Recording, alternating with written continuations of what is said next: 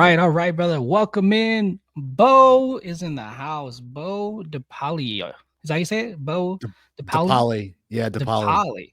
Yeah. Where's that from? Is that Italian? Yeah. Hmm. Nice, brother. Are you from the motherland or are I you wish, man. No, I'm let's see, what would I be? I'd be third generation, I think. It was my great grandparents came off the boat. nice, man? Did they give you any of the secret recipes for, like, I don't know, pizza or the marinara sauce or Man, it's funny you say that. I was just talking to another family member, and I was just saying how, man, I wish I would have done a better job of writing down my grandmother's sauce recipe. I've got her pizza recipe, but the two main things that I needed was her sauce recipe and her cannoli recipe, because she would make cannolis literally from scratch, the shell, the filling, everything. And I love, love, love those things, because even if you go to the restaurant and you get those things, it's usually like sugar filled cream crap, right? And the shells are just not, they just don't have that same texture or flavor that my grandmother did. So I miss those. I miss her sauce too. that's fair, man. As I've gotten older, so I worked in restaurants for many years. And once I made that transition, because I was eating a lot of fast food and then went to restaurants, I Hmm. started like realizing, wait, there is a different taste profile on different foods, right? Yeah. Especially like pizza. Like pizza, like when I'm like, okay, I really like this, and it's usually the marinara, it's a sauce. So Hmm. I Hmm. totally get you on that. Yeah, you're gonna have to figure it out. What's that secret sauce? I know. I love watching Dave Portnoy's One Bite. One bite. Yeah. Yeah, I love that, man, because when he goes around to all those pizza places, and uh his grading system is hilarious. I love it. Yeah, no, it's pretty funny. One of my buddies who's from Rhode Island, he actually introduced me to that to Dave. So that's Oh, funny. really? That's Yeah. cool. So anyways, dude. All right, so I want to have you on, bro. So I'm gonna just read your Instagram bio because I feel like that's where everybody's I guess Hmm. bio is now, right? That's like your resume. So Yeah. serial entrepreneur, real estate, fitness.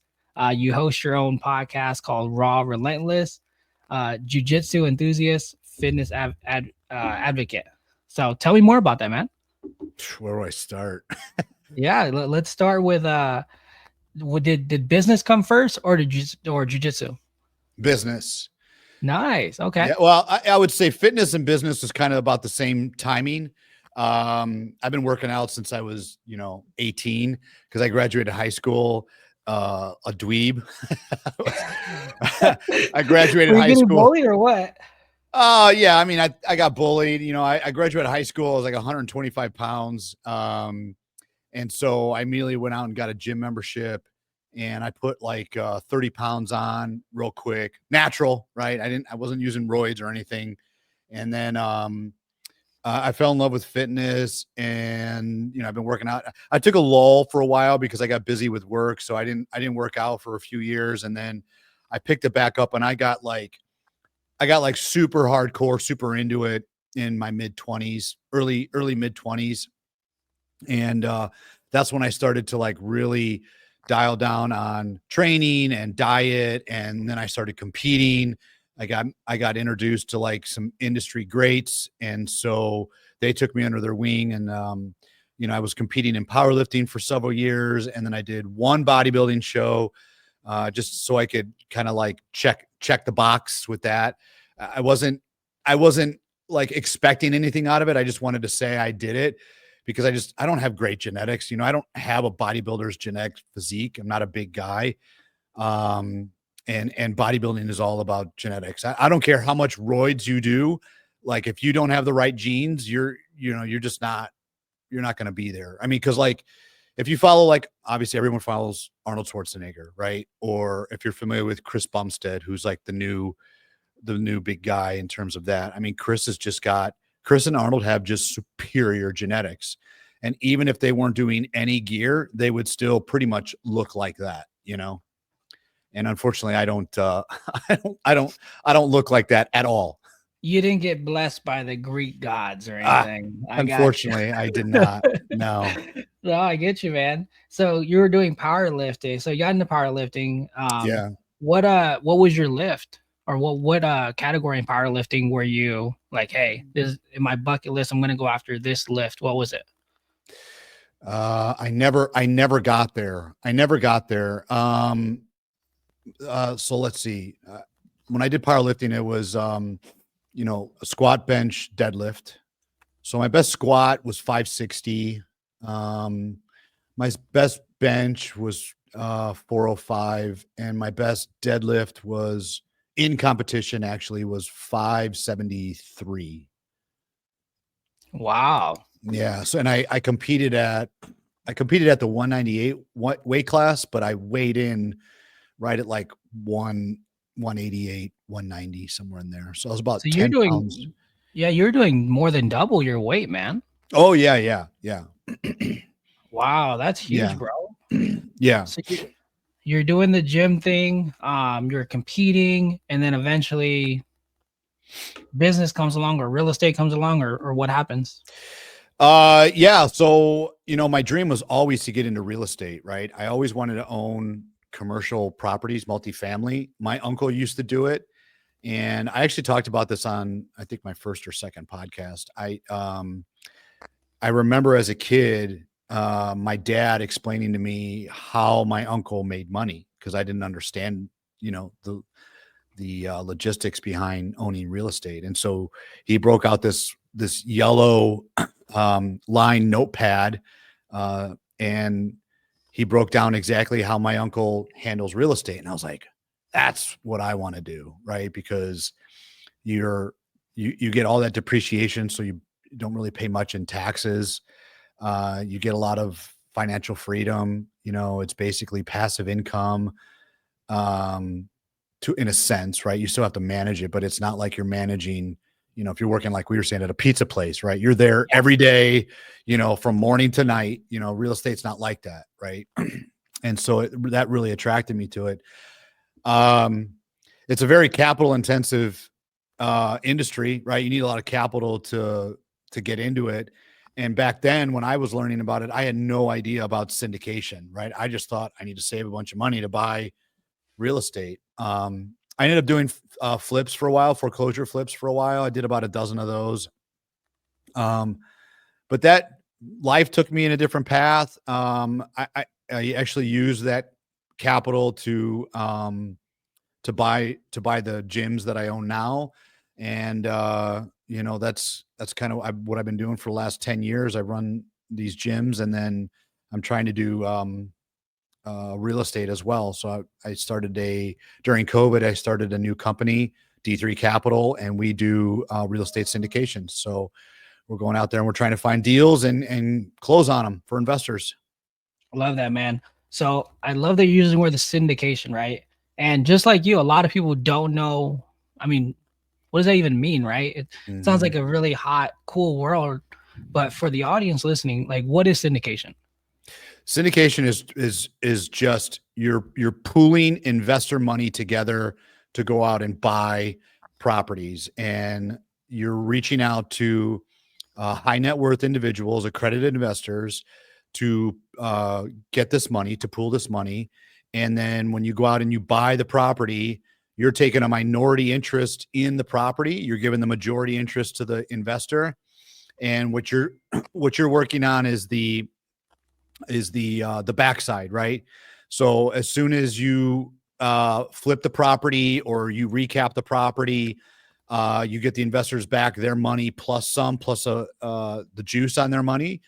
A lot of guys will either exit the property and move on to the next one, and they take their earnings from the exit and they'll go and buy their own property, or they'll recap the property, take the investors out, and they'll take majority interest of the property, right? So there's a couple of ways to do it. I think that's super cool, man. Like especially where you're when you're a minority owner, but you understand the deal, you raise the capital. Hey guys, here's our opportunity here, right? We have a building, maybe it's I don't know, 10 million and maybe to cost to acquire or just to get in the door, maybe it's I don't know. What do you usually see? 20%, 40% or what do you see as far as a capital standpoint? What percent do you usually need to raise through syndication? Uh, Really, it depends on the deal, but I would say typically if you're going Fannie Freddie route in terms of financing instead of like a local bank, if you're going Fannie Freddie route, you're going to be somewhere between 65 to 70% levered on the deal. And if it's a value add deal, you're raising for the capex to Yeah. improve the property as well. So in your example, on a $10 million deal, let's say it's 70% levered. That means you got to come up with 3 million for the Hmm. downstroke. And then let's say you're going to put another million into the property. So you need 4 million bucks to raise. And then usually what we try to achieve for our investors, to, generally speaking, I'm speaking in generalities here, Of but, course. it's usually a 2x return in 3 to 5 years. So that 4 million will become 8 million in 3 to 5 years. And Because of the value add. Yeah. because of the value add, and most of that is tax free. You Mm. reduce your tax liability because of the depreciation. And then if you're doing a cost segregation on the property as well, that creates more depreciation, which further reduces your tax liability. They're just phenomenal investments. Yeah, and if you can find the deal, like, the money's there for the most Yeah. part. That's what I'm Hmm. seeing. So, man, I that's such a like, I love how it's becoming more mainstream. I don't say mainstream because I don't think, like, your average person knows about it, but I feel like it's No. it's more well known now. So, Hmm. that's really cool. And hold on, I know somebody's gonna ask this. What is a cost segregation study, or what does that even mean? Okay. So a cost segregation is it's additional depreciation that you get on a property, because when you buy a property, um, it's it's real property. So uh, you're basically buying a business, right? When you're buying a multifamily or a commercial property, yes, you're buying real estate, but technically you're buying a business. So there's real assets, and then there's like real property assets, and then there's like personal property assets. So what a cost seg does is it separates out those assets, because you can accelerate the depreciation on the real property. For example, like parking lots, Mm. roofs, siding, windows, all of that stuff. So they separate out all the real property. They accelerate that depreciation, this is all legal. It's all part of the IRS tax code. And they accelerate that depreciation so that you can squeeze out additional depreciation on top of your normal depreciation that the IRS allows you. So on a $10 million dollar deal, like you talked about, um, again, speaking in generalities, you might be able to, you're going to get, you take that property and you divide it out over 27 and a half years is your normal Mhm. depreciation. So let's do some quick math, because I can't do that off the top of my head right now. I didn't sleep last night. I was gonna say, Uh, do I have a whiteboard I can use? I uh, don't know. yeah. So you're going to get about $360,000 a year in depreciation. So let me explain depreciation for people that don't understand that. I You like are it. you are taxed on your adjusted gross income. And so what depreciation does is it brings down your adjusted gross income, so you're less taxable, right? So you can take, if you're making a million, let's just use round numbers. If you're making $1 million a year and you've got $360,000 of depreciation, to the IRS, you're actually only making uh 640. 640, right? You're Yeah. only making 640,000. Now you tack on the cost seg on top of that. Let's say you can get an additional per year, an additional $100,000 in cost segregation depreciation. You've reduced your adjusted gross income by another 100,000. So you're actually making 540,000 is what you would get taxed on instead of a million. Beautiful, beautiful. And we are not CPAs. Well, I'm not, Right. so check with your CPAs, guys. Yep. But no, that's super, super useful, bro. So that's the exciting part. Now, when you're looking at, acquiring these commercial properties, is there, because obviously commercial has industrial, it has Hmm. all types of different areas. Is there a certain area that you focus, like, hey, I want to go after these multifamily residentials, or I just want commercial tenants, land? Like, what do you usually look for? Right now, we're chasing multifamily, which is a very hard asset class right now, because kind of like what you were saying, it's a little saturated. in terms of investors. Yeah, During COVID, deals got hyper inflated because interest rates were so low, and there's a housing shortage in America right now. So demand is up because supply is low, and then you tack on low interest rates on top of that. It's very, very hard to find a good deal because typically a deal that you would, pre-COVID, you maybe bought for, a 6 cap. Post-COVID, you were buying it for a 3 cap. So what that means is crazy. you're making, instead of making 6% on your money, you're making 3%, which to me, why would you make less than what you can get out of a bond right now? Yeah, That's crazy, because there's a lot of risk involved with at 3%. I mean, you screw up one thing at 3%, you're going to be bankrupt within a year. yeah, man. That's fair. No, I definitely agree with you, man. They printed a lot of money Yep. and way too low, right? They're basically giving away free money. Yep. So and we don't have enough inventory. You're right, because they Mhm. stopped building houses in '08. They were about, I think, 1.5 million units short across the country. Yeah.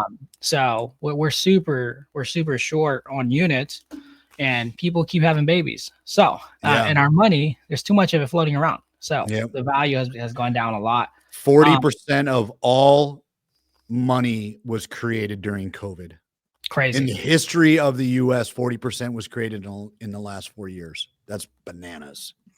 It's super bananas, and I don't know why people don't understand. Like, people don't understand supply and demand, Mhm. and that's something that, like, even as me being a realtor, right? I run a real estate team, and like I don't do the sales anymore because I mean my client, my team, they just do it. My operations, they do it now. But Mhm. I try to explain to my agents so they can explain to the people. It's like, dude, our money, like, for the market, they're like, hey, is the market gonna crash? Okay, I'm like, okay, well, explain to me how you think the market's gonna crash. Like what needs to happen, right? Mhm. We need supply to go up, Mhm. and we don't have that issue right now. We need to have more supply than we have buyers, and right now it's flipped. We have too many buyers and not enough supply. Right. So, like, how do we change that scenario? Well, we need a lot of buildings to be built. Mhm. Is that happening? It's not. Also, the value of our dollar has depreciated, I say 40%, right? Because we printed 40%. So Mhm. is our dollar going to become a little bit stronger so that way every single dollar counts a little bit better? No, it's not. Mhm. Unless we Mhm. start burning it away. So there's just we're still adjusting to what happened during COVID. I think it's silly. Plus our Um, national debt is through the roof as well. dude, our not what is it at, like 50 trillion? I mean, it's like Yeah. growing 2 trillion a year, I think. Yeah. It's like Yeah. it's super crazy. So that being Yeah. said, um, what I tell the traditional investor, just somebody who's not a savvy, right? Who's not going to own a business, and you don't know what else to put your money in. I always say put it in real estate because it's going to go up. Mhm. Just by supply and demand, by simple supply and demand logic, it's going to go up because appreciation keeps going up, right? Like our rates, I look today, I think it's like 7.25. Like, think about that.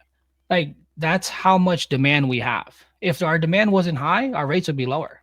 Our rates are Mhm. are higher right now because of that. Mhm. Something I was gonna ask, and I almost forgot, was, so when you're looking at deals, um, what is the biggest like value add that you're, because typically, right? Yeah, of course, we all want to buy um a property at 60%, flip it, right? Wholesale or whatever it is. What are you usually seeing is the biggest, or like, what's your favorite value add to do on a property to increase value?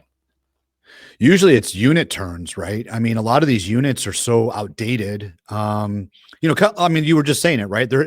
No one's been building single family residences in years since '08, like you said. Hmm. And so you're talking that's almost 20 years of no housing development in the US.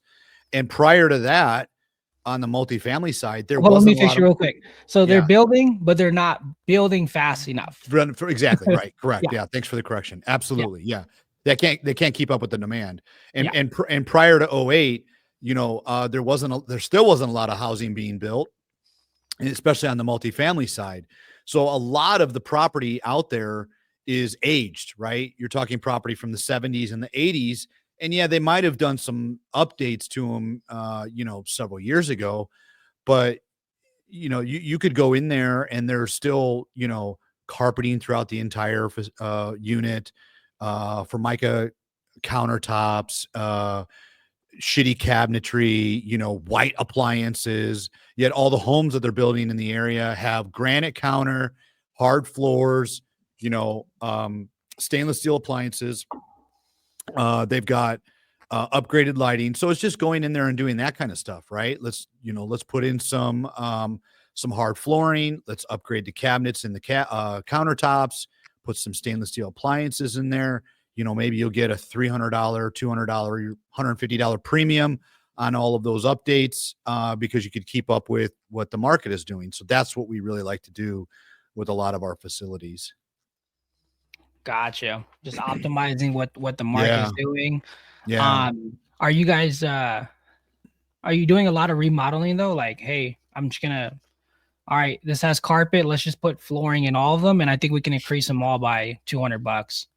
If the market warrants it, absolutely. You've Yeah, got to do a market analysis. It depends on where the building is at.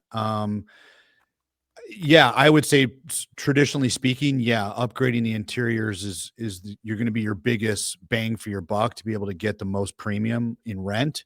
Especially if they're, if down the road, let's say you have an 80s class yeah, building, right? And then right down the road, 5 years ago they just built a brand new facility, brand new multifamily building that's got beautiful interiors. Well, you need to compete against that. And so yeah, you might not get the same high rent like they're getting, but you can get close. You could probably get within, 10, 20% of where they're at, and be able to stay competitive, and then on top of that, another value add is adding amenities to a lot of these places.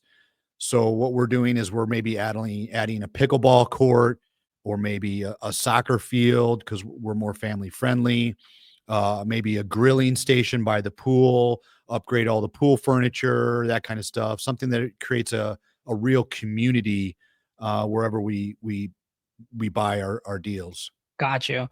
Something that I've been seeing, even just like in my area here in Vegas, there's a lot of like apartment complexes that have been doing they do like services. So how you talk about amenities, like they'll Mhm. have like trash pickup. Mm. They'll throw in cable for everybody on site gets cable, they get trash, they get whatever it is, and they're able to charge like to me, which is like a crazy amount. Like some of these are up to like $4,000 a month, $2,000 a month for trash. Jesus. Like one of them, it's like to me, it's like a C or D class area. They're Mm. charging $1,800 a month, and what the consumer For a gets, for a one bedroom, probably. yeah, the consumer gets rent. They get trash pickup. I think it's like multiple times a week, maybe twice a week, and then they get cable. Like that's what they pay for. And I'm Wow. like, what? Right? So I'm wondering like if that's like a big thing because I only see one or two companies doing it. So I don't know if it's big among everyone or if it's just kind of starting out. Yeah, and that's another thing that's market dependent, right? I mean, Mhm. we'll put in a RUBS program in some of the facilities, but again, it depends on the market. It comes down to when you're underwriting these deals, you got to understand the market, you got to understand what the competitors are doing and what you can offer. Some of these deals are even individually metered, so you can't do a RUBS program, Yeah. right? And what's a Um, rubs program, real quick? Because you're using the word rub. yeah, so basically what you're doing is you're taking if they're not individually metered, you're taking all the utilities for the building, and you're basically it's just splitting it up amongst all the units, and you just charge Mm, a flat rate for utilities every month. Whether it's I don't know, $50, $100, whatever the rubs cost is, right? And that'll include gas, electric. Well, not usually, typically not gas, but electric. Maybe the trash is included. Maybe trash is separate on top of the rubs. A lot of times internet is separate too. mm. And you'll do that for at 1 year at a time or just break it up monthly? Yeah, we typically we break it up monthly, but every year we're reevaluating those costs because I'm sure Yeah, of Rich. course I it's gonna mean, go up. utilities, you can't keep up with utilities nowadays. Utilities last couple years have been kind of crazy. Crazy. Yeah. Hmm. So I get you, man. That's pretty cool. So right now, so how many projects are you comfortable like being in at one time right now? Well, I guess where you're at now. Um, Again, depends on deals, but I would say maybe you're talking trying to close, right? Trying to Yeah, close on deals. I'd say maybe 2 or 3 deals is what we could probably comfortably handle right now. To be able to close in a, I don't know, say 3-month period or something like that. I that's pretty cool, our man. goal, yeah, our goal for this year, and mind you, the last few years, it's been very, very, very, very, very, very hard to find deals. Very Yeah, hard because the market is super inflated. Like, everyone's an investor now, so I got exactly right. Yeah, everybody's an investor right now. I mean, we didn't close on one deal last year, hmm. and our goal was to close on 5 deals last year. We didn't close on one because just none of them were penciling. None of them. Yeah. We would love. We still think that 2025 is going to be somewhat of a similar market. We think it's going to start to soften maybe mid-year. But we would love to be able to close in on 3 to 5 deals this year. That's our goal. Wow. Yeah, that'd be super crazy because just the amount of volume that or the amount of capital that you're gaining from that. So Yeah. are you playing the capital game or is it like I want to build my reoccurring revenue now? Like No, which game are you playing more? I'm both. I'm playing both. Yeah. I've gotten much more heavy on social media. Before, I'm a private guy. I never really posted on social media except for stupid shit. But Yep. now I'm starting to build my brand, and I'm leveraging social media to be able to help with raising capital and create awareness for all of my different brands and all of that stuff. So it's both. It's raising capital and it's operating deals because honestly, operations is my forte.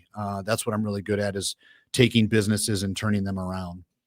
Really? Okay. Well, that's probably where Hmm. we should go next. Operations, Okay. huh? I Yeah. enjoy operations is something that I enjoy as well. Yeah. Like I like reviewing with my staff. Okay, here's what you're doing, or here's what's going on here. This is what we need to see, right? And here's like Hmm. the gap that we need to close. Yeah. So especially like once I feel like okay, I've mastered this skill, whether it's the admin part, the sales part, the marketing, whatever it is, and then successfully taking this baby that I've been working on and giving it to someone else, like that excites me, dude. Yeah. Totally. So I totally get what you mean, man. So what are you? So you're. I know you said you own a gym. Is that correct? Correct. Yep. Or you own multiple? You own one or two? I own multiple. I had two. I sold one back in 21. I'm still a part owner, but I sold it because I sold it off to a franchise. They rebranded it, but I'm still a Nice. part owner, but I'm not operating the day to day.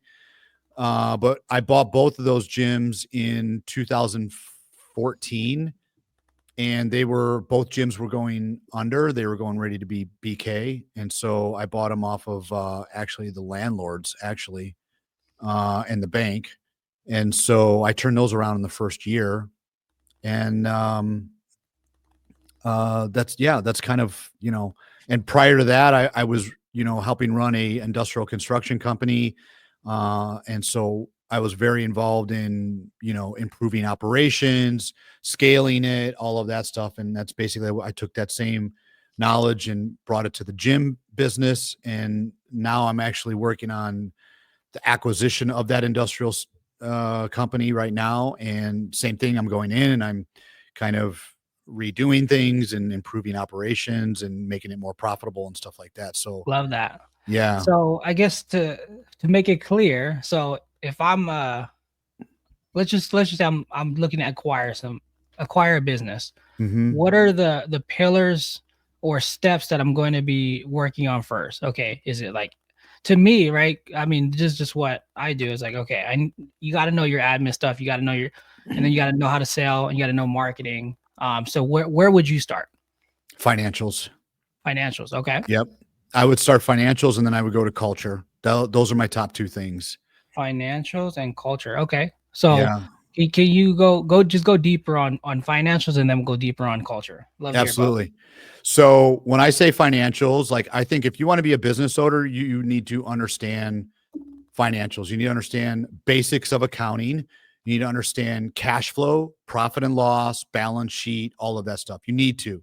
And like, look, it's not hard to learn this stuff. It's not like you need to go to school. You can go on Mhm. YouTube and you can learn this stuff. You can take a small little course on Udemy and learn about financial accounting. It's not hard, right?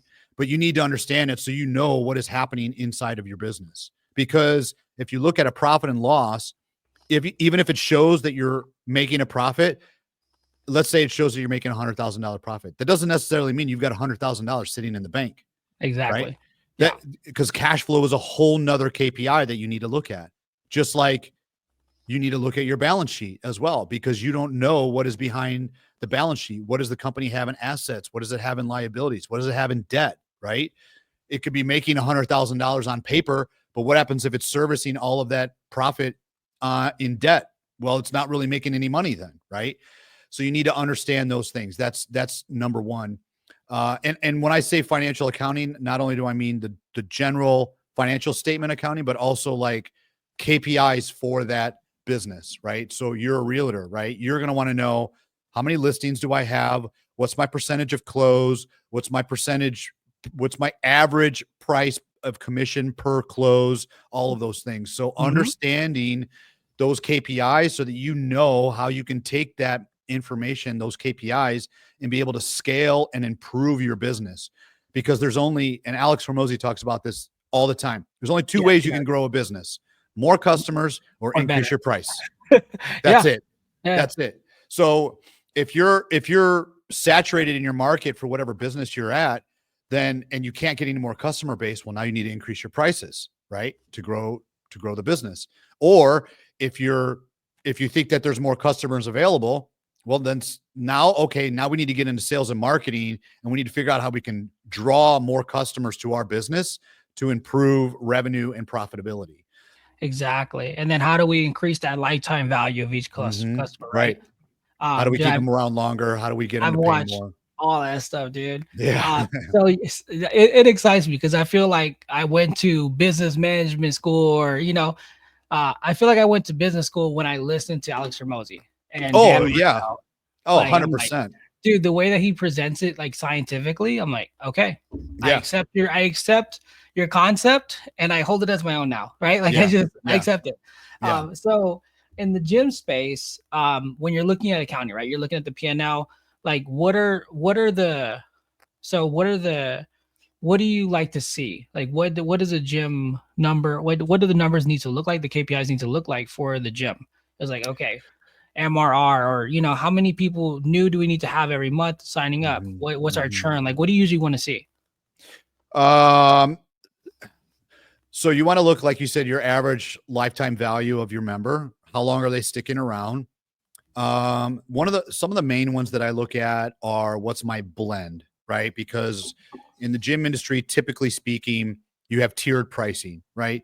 So you need to Yes. understand all of your tiered pricing and your number of joins, what's your average price per member, right? Because now you could leverage that information to be able to understand what your average revenue is going to be, what how many more members you need to be able to get to the goal that you're trying to get at that blend. So I look at that. I look at the blend price per member. I look at the average lifetime value of the member. I look at close rate. How many people are walking into my door and how many people are staying how many are signing once they walk in. Mm, And um and then we track another thing that's called a kickoff percentage or a consultation percentage. There's a lot of terminologies for it, but we that makes sense. yeah we what we do is, so 90, this is a cool stat, 90% of the people that join a gym stop going after the first 30 days. The reason is because they don't understand how to work out. They're not seeing the results that they're looking for. They get demotivated, and they just stop. So what happens when they stop? Your average lifetime value of that member goes down because now they're going to be more prone to cancel because they're not going to keep coming back in because they're not seeing the results. So what we do is every single membership that we sell, we sit down with them and we go through a kickoff. And with that kickoff, we explain to them, all right, what's your goal? Right? Rich, you're telling me you want to lose 20 pounds. All right, Rich, this is how we're going to do it. I'm going to show you the steps that you need to take to achieve this goal. Rich, when do you want to lose these 20 pounds by? I Yeah. want to lose it by spring break, right? Because I'm trying to go on a trip. Okay. Then we're going to sit down. We're going to create a plan for you to lose that 20 pounds by spring break. And then we're going to put you through a workout so you understand how to work out and utilize your time effectively in the gym to get you in and out in less than an hour and to be able to achieve that goal. Because most people think they need to come to a gym and stand on a treadmill for 3 hours and do cardio. And that's the last thing that you should be doing. Yeah.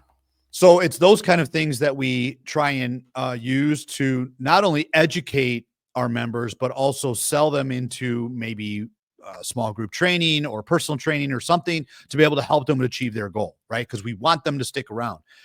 I always say, like, if you spend the next 90 days with me and my trainer and teach you how to work out, yeah, you're going to spend a little bit more up front, but think of all of the education and the results that you're going to get that you can use throughout your entire lifetime, which is going to keep them around much longer than the person that was falling off after 30 days because they didn't see results. Does that make sense?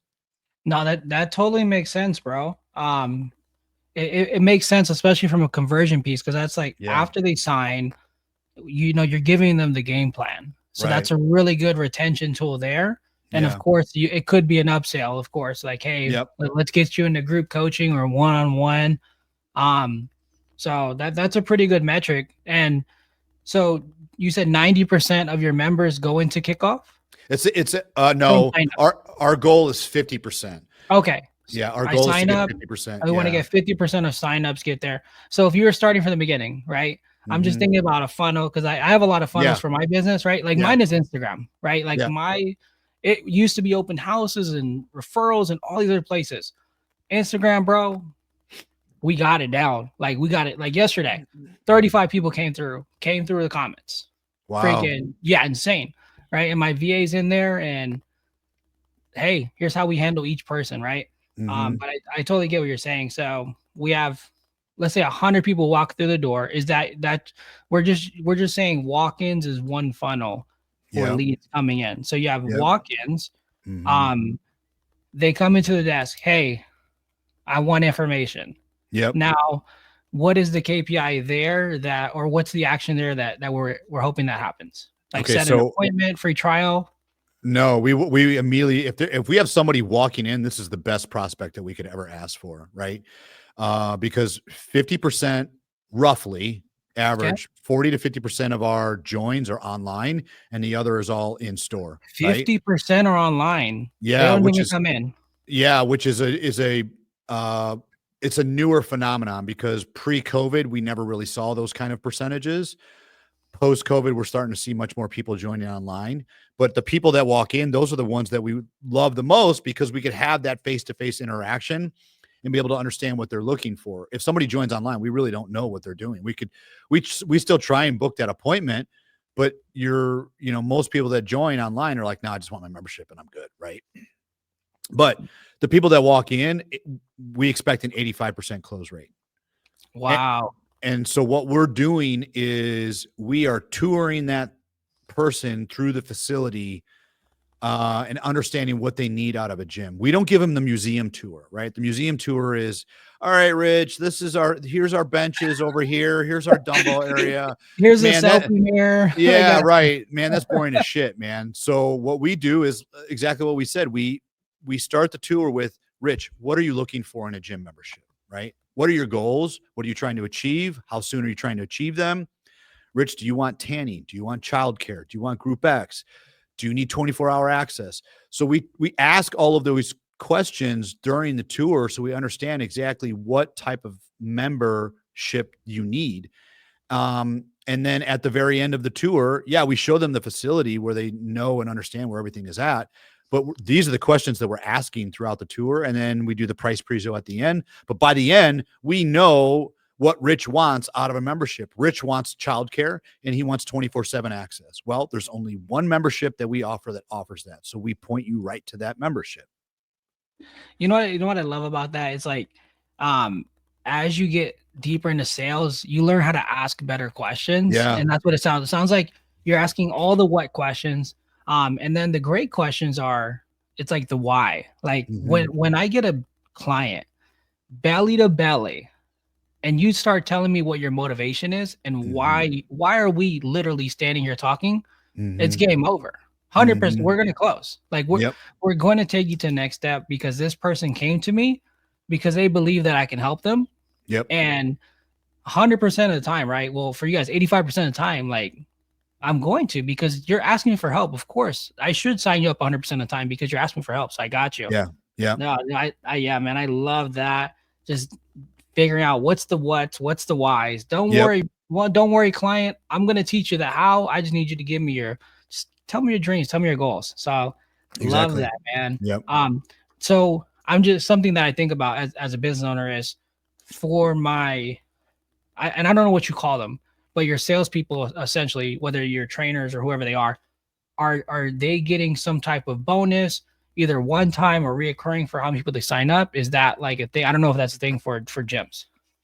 Yeah, I mean, some models do it that way. I think it really depends on the it's like real estate. It depends on the market that you're in Yeah, and 100%. It's on and the market. type of model that you're running. But yeah, that is done in the industry where, you get maybe, I don't know, like it just depends. I mean, maybe $5 per membership that you get or whatever, right? Yeah, if I'm a I don't know, if I was a gym owner, which it sounds like a crazy like I don't know the first like I couldn't tell you, right? Like I don't play Mhm. basketball and football. That's basically it, right? Mhm. But if I was running that model, like something that comes to my mind is like, okay, if I have a trainer, I'd probably pay him like $5 every time they got to sign up and maybe like $1 for every member every time they renew. Right. Yeah. And it kind of incentivize, hey, or $3, or I don't know what the math needs to work out at, almost kind of like a profit share, right? Yeah. Mhm. Type model. That's how I'd probably run it. If it was me, that's something that comes to mind. But very cool, man. So you have that, and then you're working on up and try and get them into that upper level echelon. Um, so for blends, is it 3-tier memberships or how many memberships typically are in the gym? I have a 3-tier membership, but then there's a lot of gyms that only have 2 tier. Some gyms only have 1 tier. Again, it depends on your model and the market that you're in. But like Planet Fitness is only 2 tiers, right?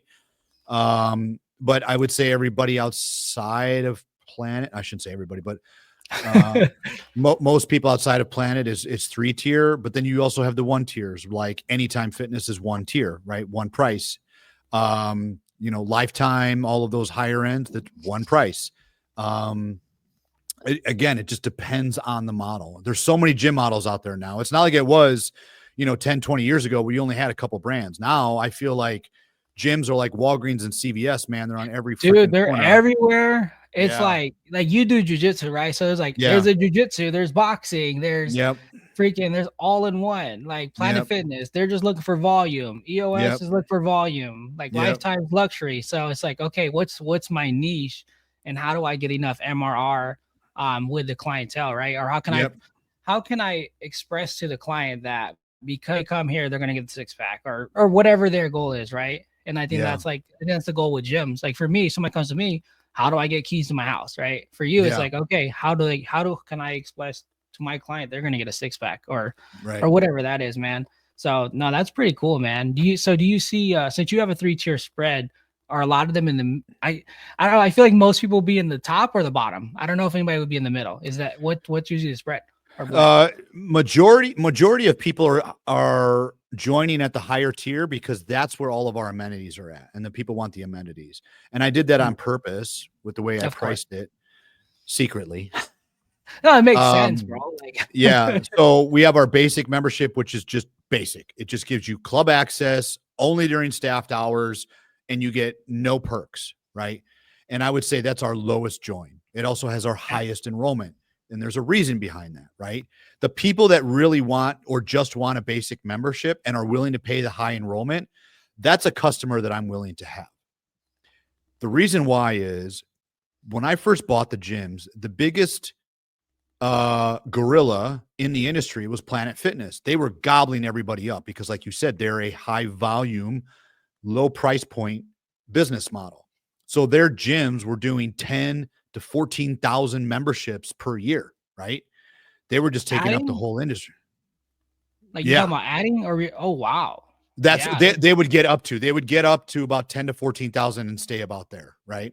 Okay, so that's like their reoccurring is, hey, we got Yeah, 14,000 members reoccurring. exactly. Yeah. And it's like And $10 so or something. I don't know, super cheap. yeah, so they used to do the $10, $20 model, right?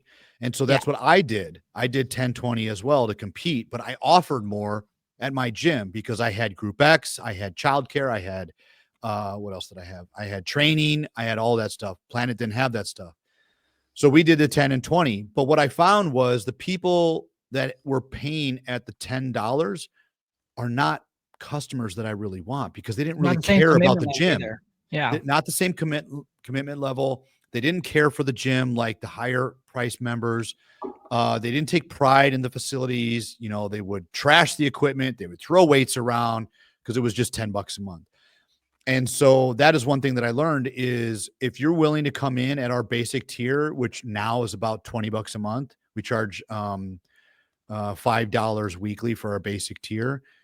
If you're willing to pay the high enrollment and that lower tier, I'm willing to have you as a customer because you probably are more quality customer, right? I hate to say it, but it's true.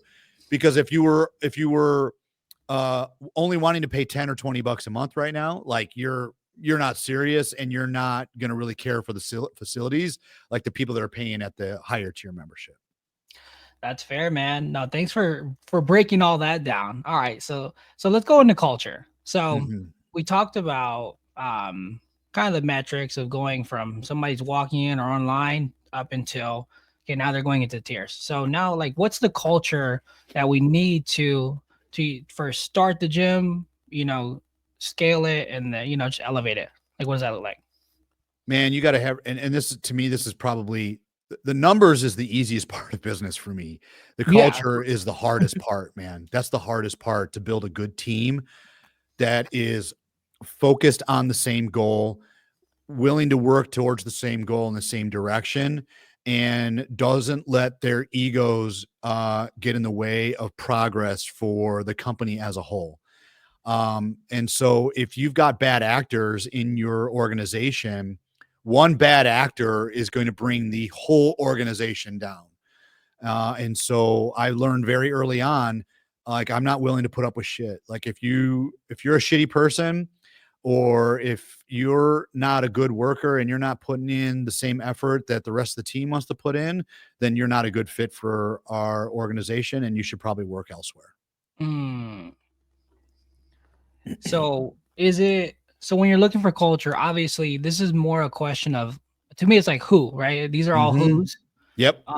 Is it a value thing we're looking for? Is it motivation or what are you looking for with these people?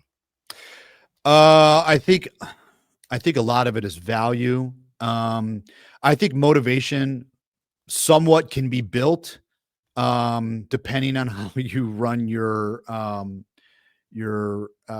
bonus or commission structure or whatever, depending, it a lot of this is personality based, right? But I think value more than anything because I would much rather have somebody that is dedicated, loyal, and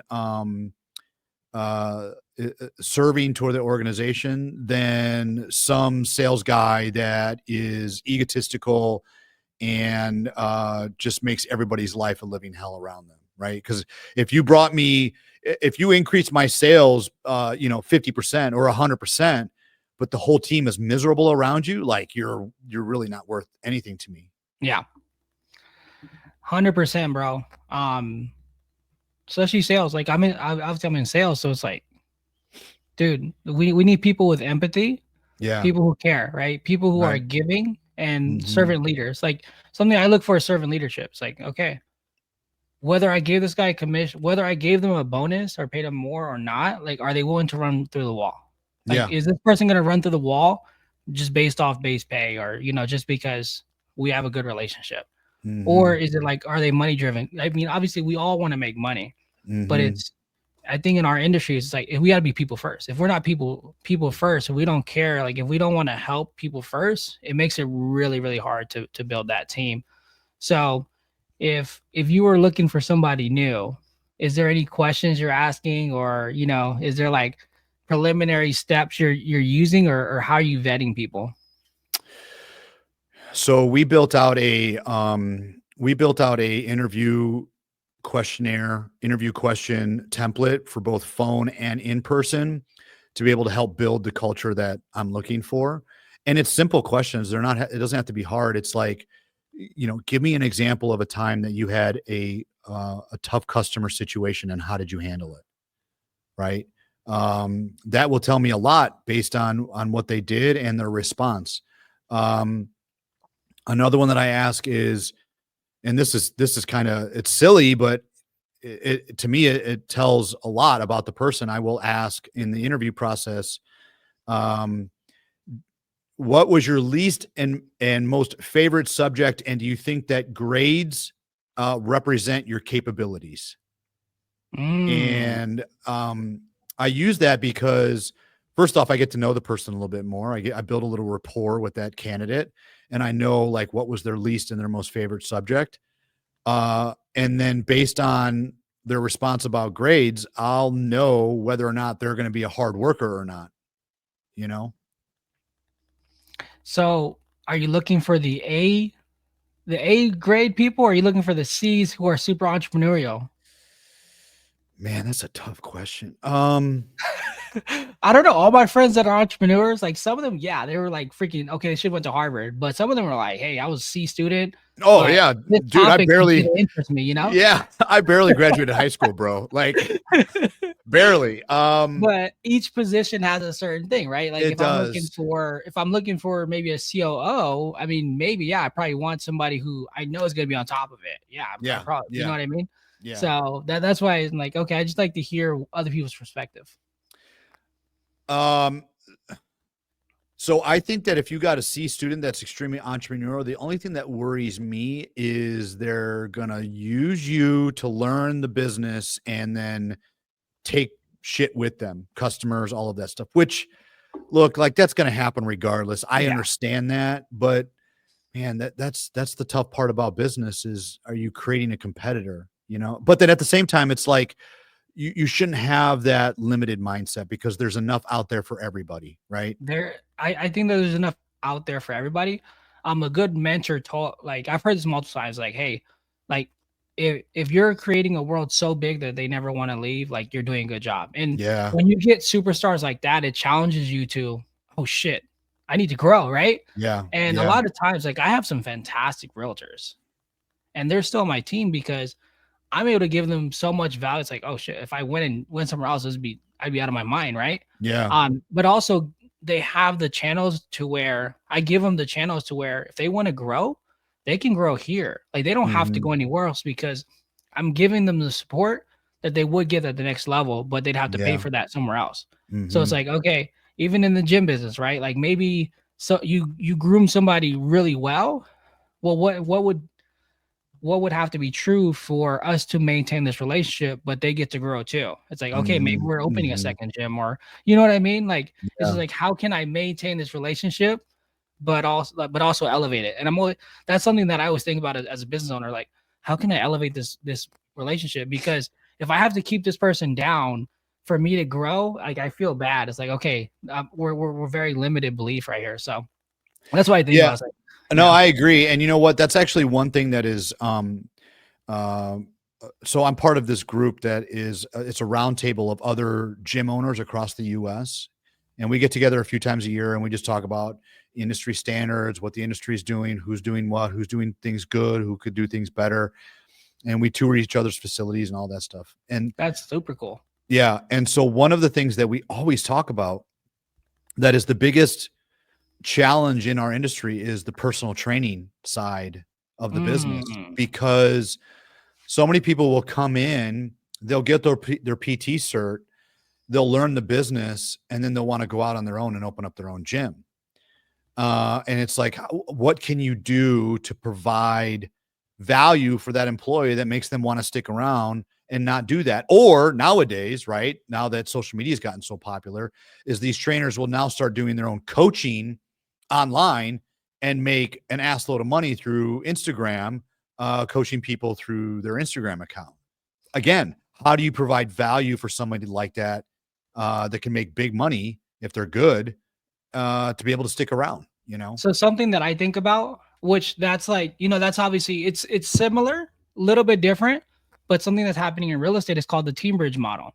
So like for me, like I run a team. So what about my solo agents that outgrow me? I want to say outgrow me, but outgrow the leads that I give them. Well, for an agent to go out on their own, they still want to have some type of administrative support because their actions per hour or their dollar per hour actions have to still add up, right? Like their higher leverage activities still have to be up there. If they go off on their own, chances are they probably don't have the staff. So how can I provide them value? Well, you know, at a better split, I can offer you the same staff we've been using, but I'm just going to take a smaller percentage, right? Mm. Or like that's kind of like my solution is, hey, you can still have access to my staff. We'll talk about splits, but that way you're still able to grow. You can grow your team if you want to. You can grow a different team, but we're still connected because I control the operations. In real estate, the biggest thing for agents, their biggest choke point is they want to do everything themselves. But once Mhm. you get around staff and you have ops, and leads, well, it's a totally different story. Now, if I Right. was in the gym space, just kind of thinking from the outside in, there has to be something with facility or coaching or mentoring, right? Like, hey, as long as you're with me, I'm going to be teaching you X, Y, and Z. I'm going to provide the location for your members. Anybody who's part of your coaching gets this as well, or I don't know. I'm sure there's amenities that you guys can offer as gym owners, as location Mhm. owners, because to Mhm. go from online coach to location owner, bro, that's a totally different expense. And I'm sure most personal trainers are not willing to spend that. Like most of them will Mhm. not spend that. So there's got Mhm. to be some type of amenity, coaching, consultation, value add that I think that you guys can get. Because for me, it's the same thing, right?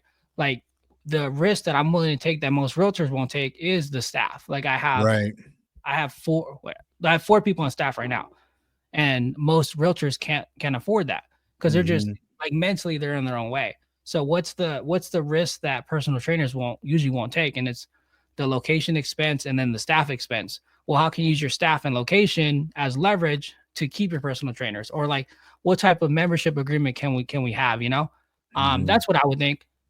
Just kind of thinking out there. Yeah. No, I like it. I like it. I think that works in your scenario because you're very location dependent, specific, I should say. The trainers, if they reach out, if they branch out via social media, Yeah. they can do all of that virtually from anywhere and have clients nowhere near my gym, which most of them do. Yeah, yeah, they can do it That's online and they can do it yeah, from home, right, but will those people from home get the same results as the ones coming into a location?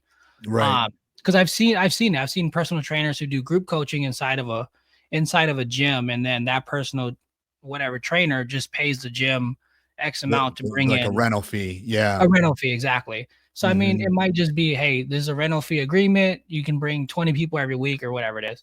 Yeah. Um, but just that's what I there's a solution, right? Every time a Yeah. giant reaches out, like there's a solution to everything. There But if is, you can get absolutely. that solution first, Yeah. then you can be like, hey, top 10 influencers on Instagram, I want you guys to come to my gym, use my location because I have all the equipment, and you guys are not going to spend money on it. They're not. Mhm. They're not going to spend Mhm. money on it, Right.